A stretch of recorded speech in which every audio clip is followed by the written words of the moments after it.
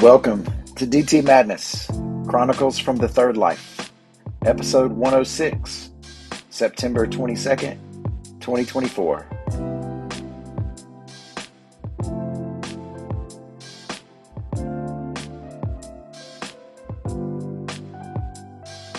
So glad you could make it.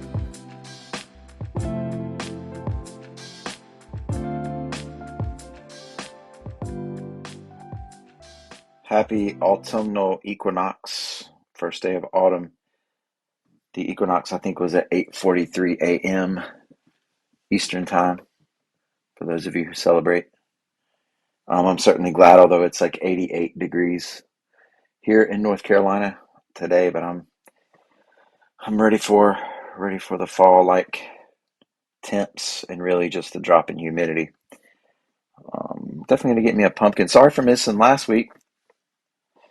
Just a ton of stuff going on and still trying to recuperate.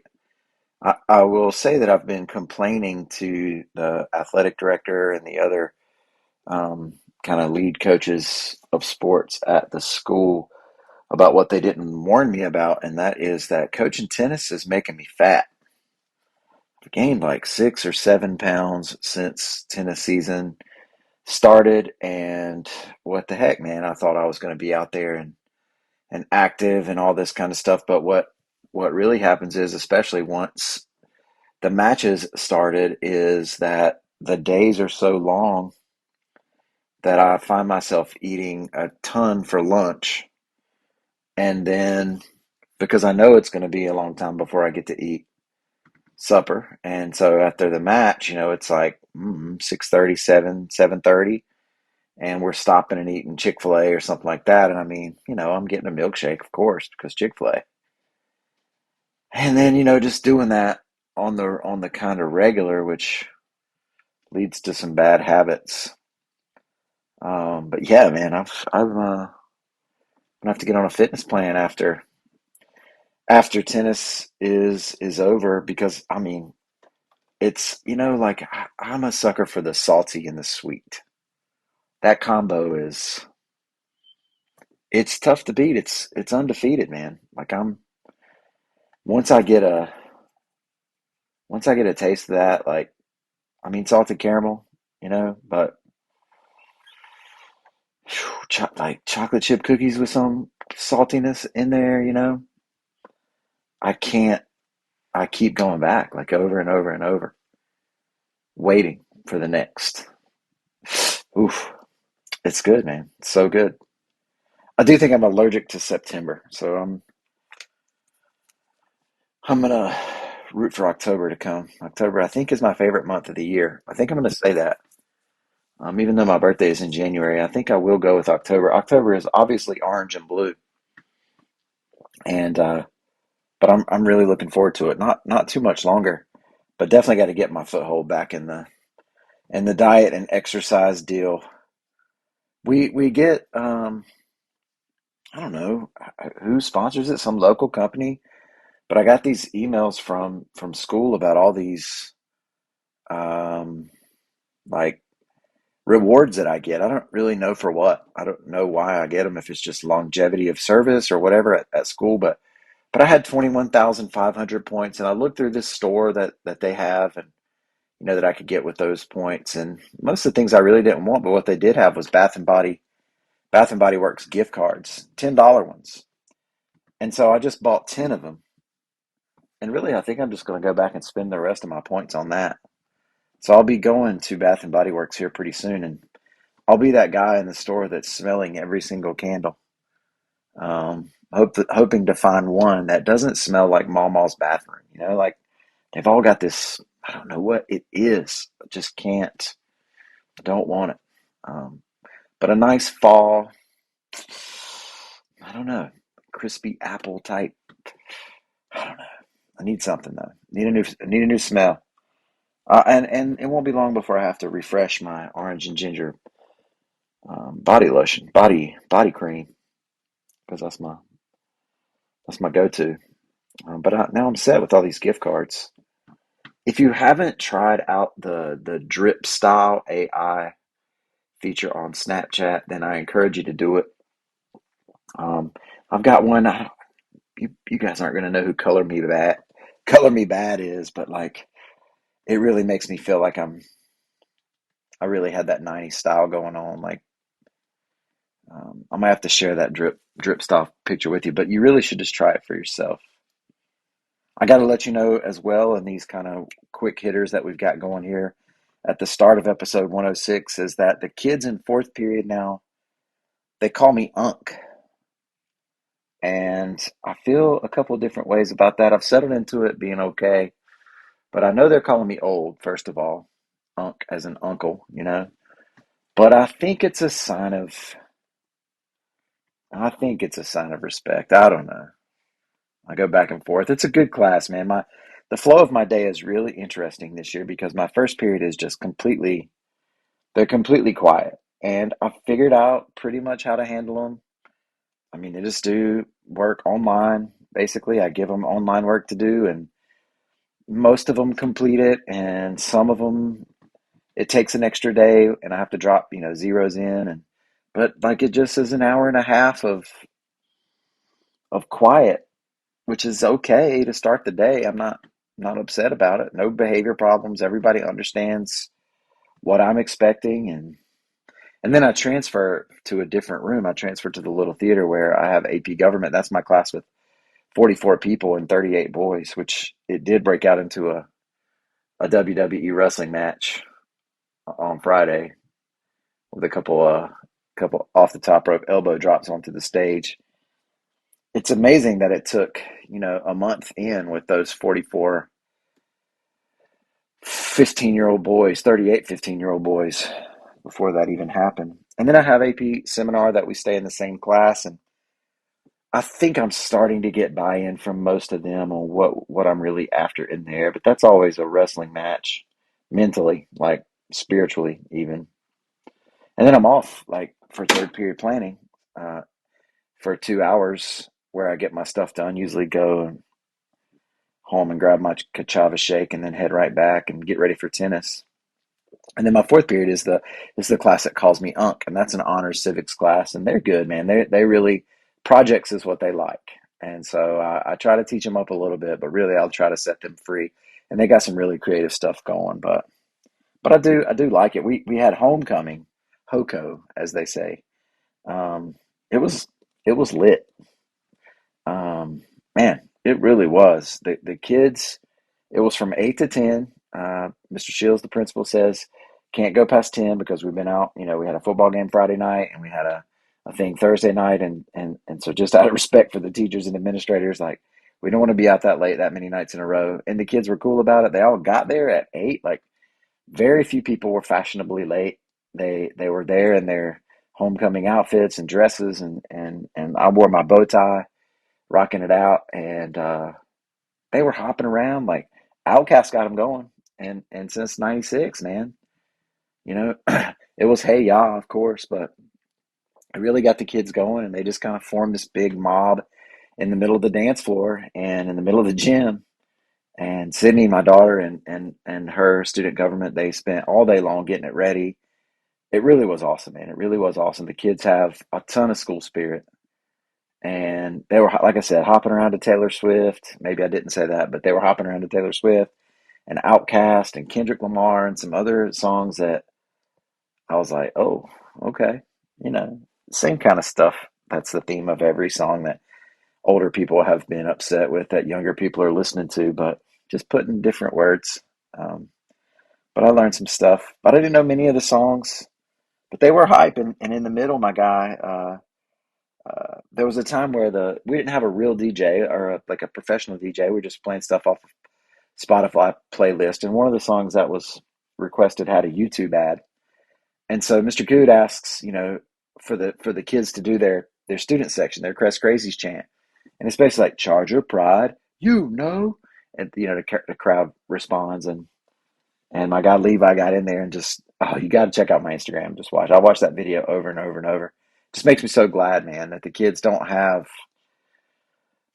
they don't care too much about image, man. They just don't care too much about image, and I like that. I like that they are just there to have a good time.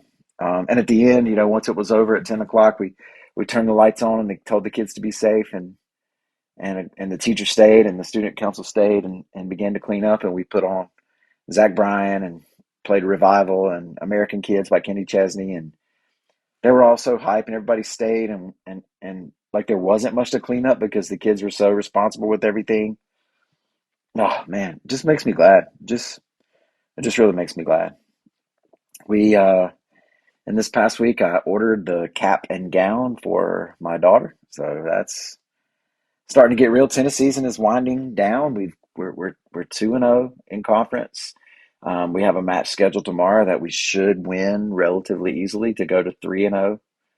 Um, Supposed to play a couple more this week and a couple the next week, but the rain is looking like it's going to mess us up. But we'll see it how it is. I'm you know Tennis is fun, but I will be not overly sad when it winds down. I mean, I'll be sad that Sydney will be done, but whew, it's a lot.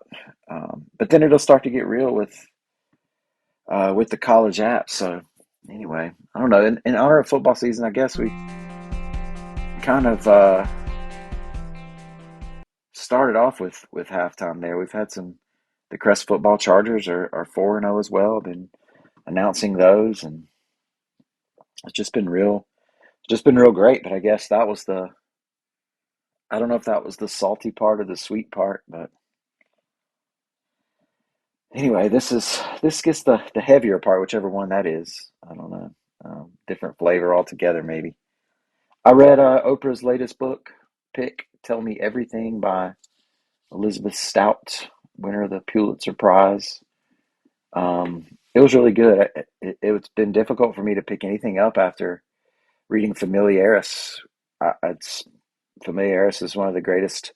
It's the best book I've ever read. I mean, it is, and I say that after every one, and I still say that after reading Tell Me Everything. So, but Tell Me Everything was really good. I don't want to spoil it. I think it's got some very interesting lines of thought in it, and it's a good read. Very enjoyable. It's got some triggers in there a little bit, depending on what you've been through. It's got some in there for me.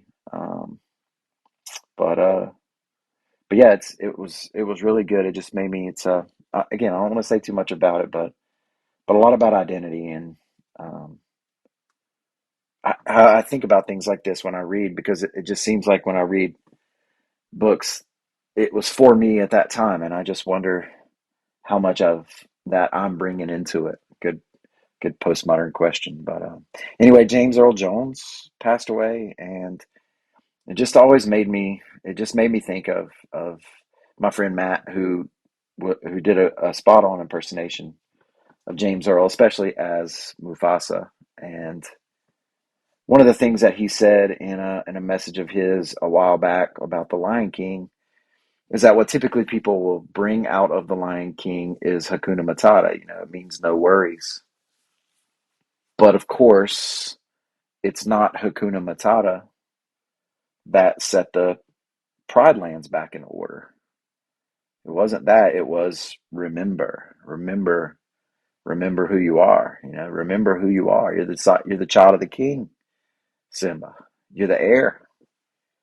Um, and I always do think about that, and I think that there's a lot of people who really understand that sentiment, and it's the child of the king part that we disagree on. I mean, the social cultural battles that are happening right now within the larger society, but within even conservative culture, Christian culture, church culture, there's that disagreement. I don't think anybody thinks it's just, hey, let's just say no worries. Everybody recognizes most people recognize the seriousness of our situation. It's just, how do we define? What does that mean? What does it mean that you're the heir? And I guess I should have said this at the beginning. The second part here, it's still things I'm trying to put together. These are just kind of splintered thoughts that I've had this week that I jotted down. I don't know, it's not fully put together, yet. And as I will, though, I like to throw ideas around and say them out loud, in this case for the entire web, I guess, to hear.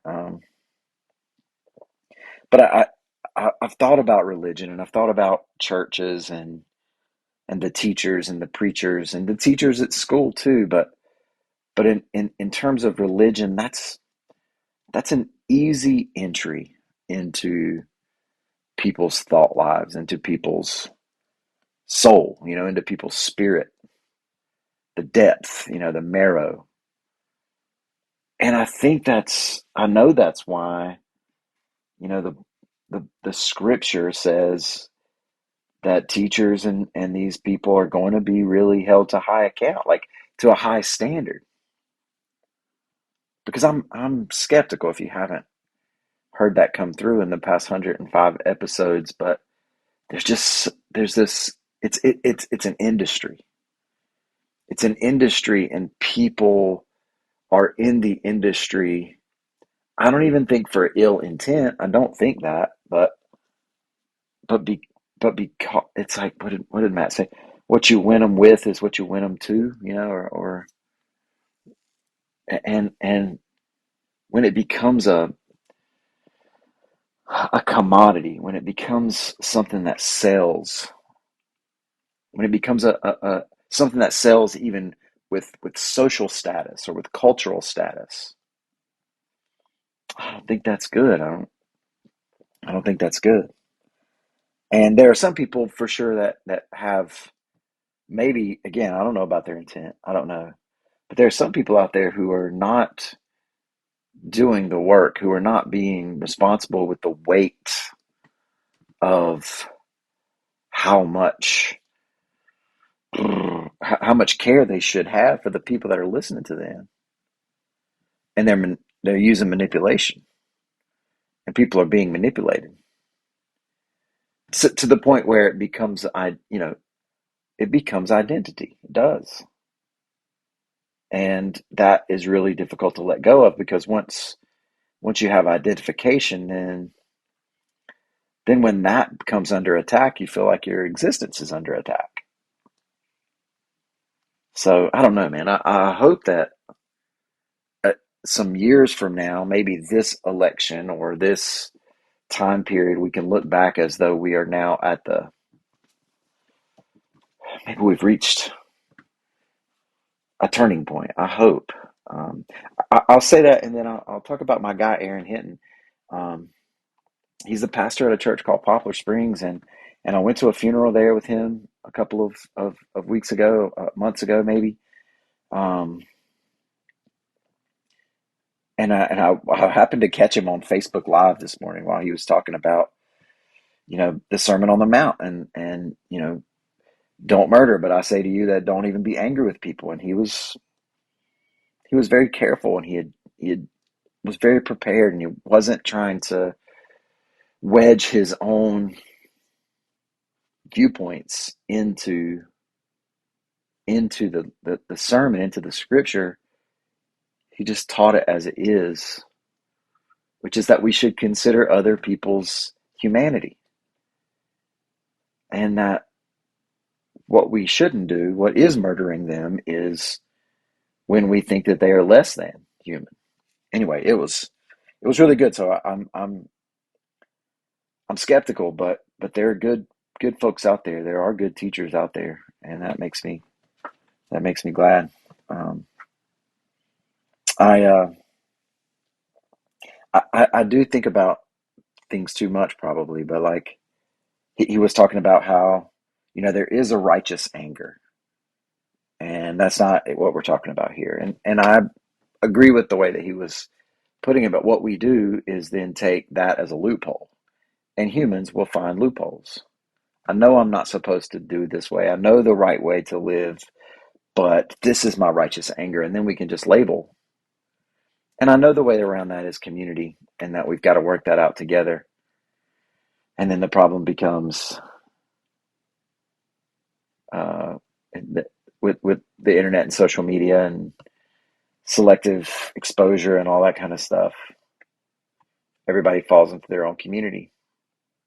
of course, the question is answered for that too. Who is my neighbor? Anyway, I told y'all this was all splintered up, um, but maybe it's a good sign for me as though I'm wrestling around a little bit of a different topic. Man, let's. I tell you what, it's been a while since we've had a little tea time with Mara, but there's a couple shadows that I've been wrestling with. I guess I could have talked about that up here and my need for community and all that kind of stuff too. But at the end of the football game the other night, I was talking to one of my longtime friends who was he was the athletic trainer when I was in high school, and he's still serving that way for the football team. And we talked for a little bit, and as I walked away, he just kind of on reflex, he was like, "Hey, tell your dad I said hey." And that little bit of awkward, like hit us both, And I was like, okay, I walked away, and it didn't go far because I thought to myself, you know what? I want to go back. I just want to make sure that he knows. And I wrestled with myself like, I don't want to make this awkward. I don't want to go back and be like, dude, because it really wasn't like that for me. So I finally walked back over to him and I was like, hey, man. He's like, oh, God, I'm so sorry. Because he recognized it right away, too. And he's in the same boat. His dad has passed away in the past couple of years. Um, so then we talked with each other, and he told me a good story about when he was in college, and my dad was university police and helped them out through a tough situation. And I've heard that from so many people. Um, it it didn't sting. I can't explain I can't explain what that did for me. It's interesting because I had listened to this song. There's a Chris Stapleton song called "Daddy Doesn't Pray Anymore," and I haven't listened to it in the past year since Pop died. I haven't listened to it, but I listened to it the other day on purpose. Like I knew it was going to happen. I was sitting on my front porch in my swing where I sit, looking at my favorite oak tree, and I just let the song go and I let it wash over me. And it was I mean, kind of out of body like experience, like a whole bunch of things just happening and memories flashing back and just heavy, heavy, heavy. I've listened to the song a bunch of times since. Created a playlist called Soul Deep, with a bunch of different songs that hit me in that way. Um, it's Daddy doesn't pray anymore, and then the final verse is, because you've taken him to the graveyard. I guess he's finally walking with the Lord. Chris Stapleton sings. You should listen to the song, man. It's really something. And I on top of that, or alongside that, and this is probably at the heart of this disjointed second part. Something I've been thinking about this week is that I'm not a follower, and that may be to my discredit. I am a leader. I know that. I've been a leader long as I can remember. I've I've had I have those gifts. I have them, and I try my best to use them in the proper way. I haven't always, but I try my best to do that. And I mean, whatever, like pledge class president at Davidson, that was probably not the best use, but even then, like, but whatever. I've talked about all these things before, but like being mayor and town council and a leading teacher and a community person, like I've been a pastor and a youth pastor. I've been these things in leadership roles, but I'm not really a follower. I've thought about what it means to follow a band, like I follow Fish. And that's an interesting concept. It's interesting to think about that because I do follow them.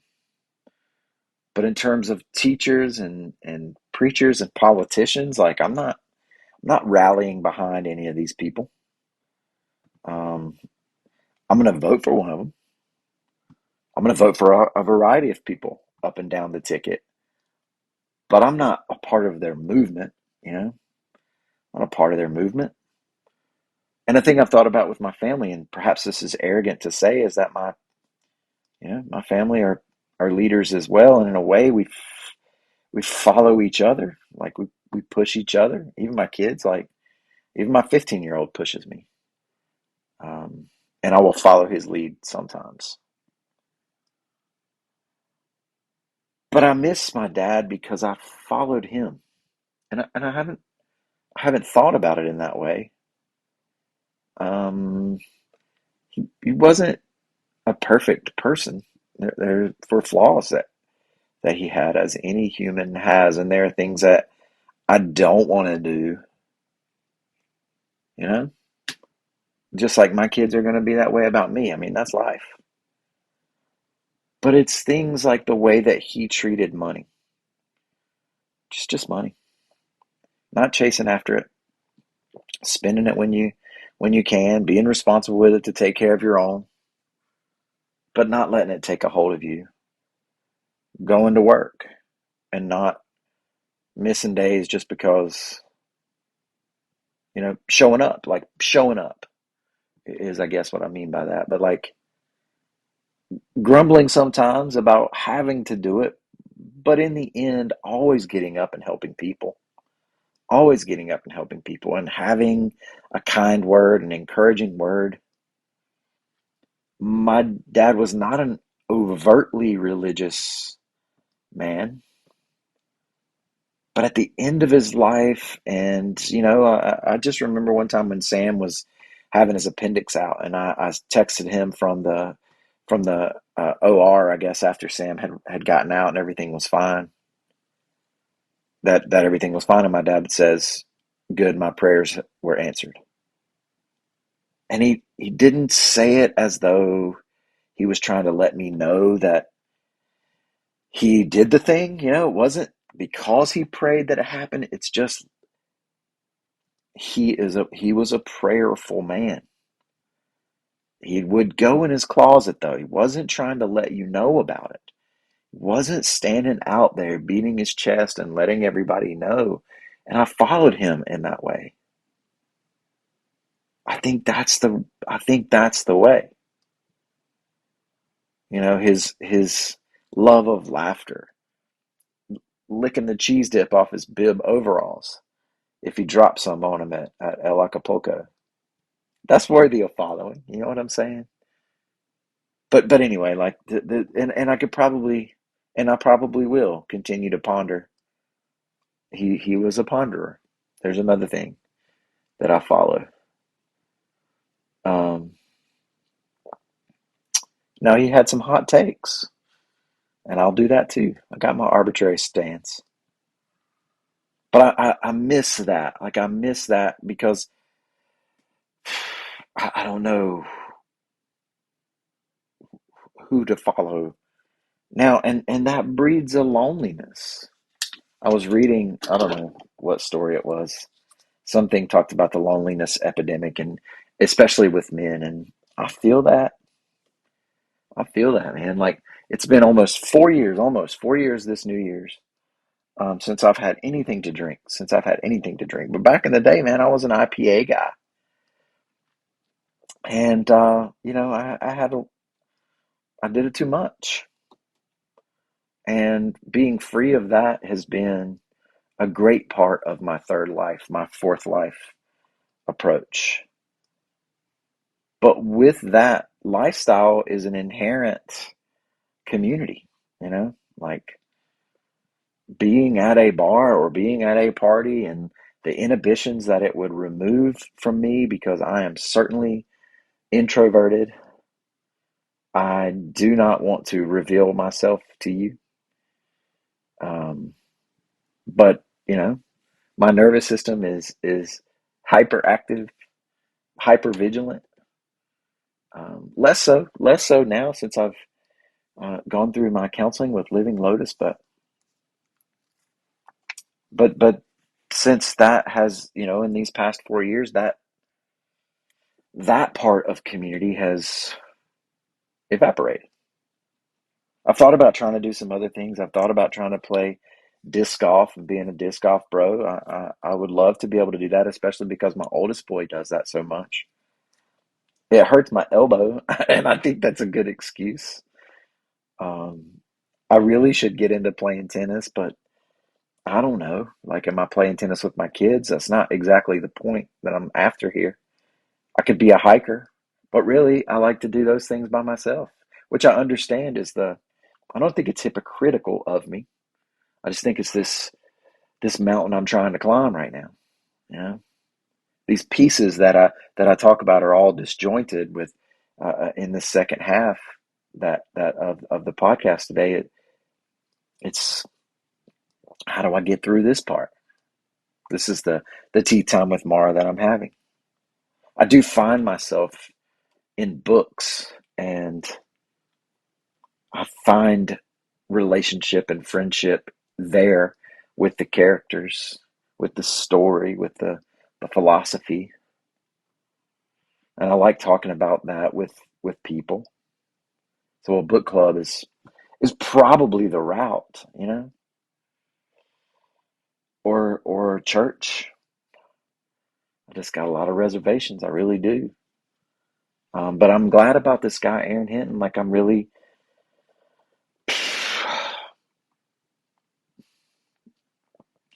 I do want to be the leader of it, though. It's tough for me to be a follower. It is. It's tough, and that's my own shortcoming, I think. Um, but there's a loneliness that comes along, and I have it. I do have it.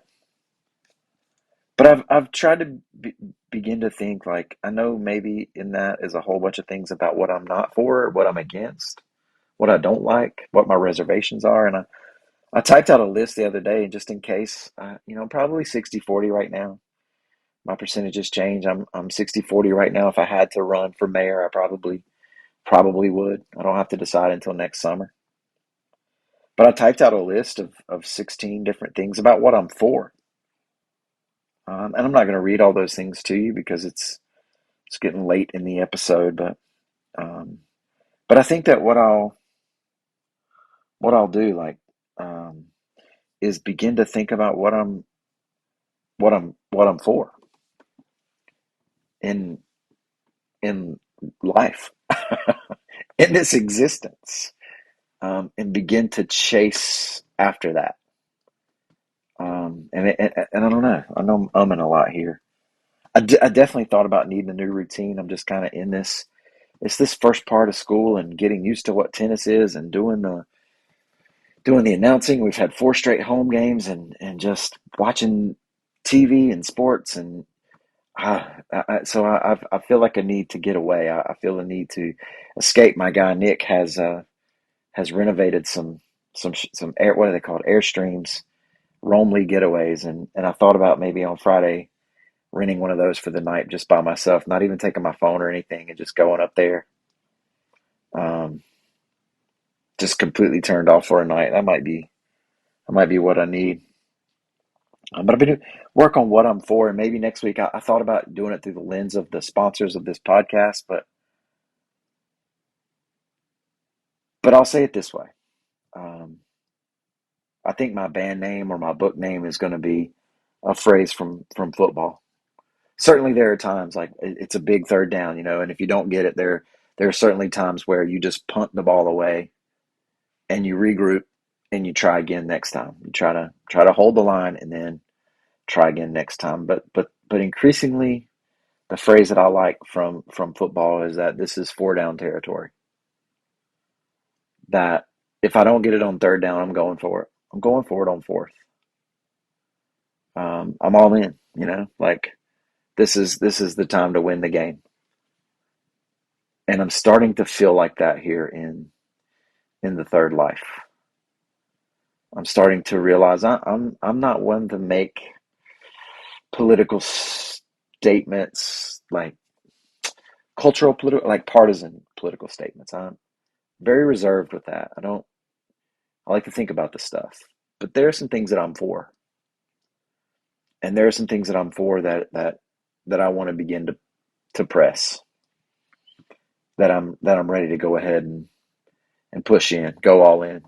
4 down territory.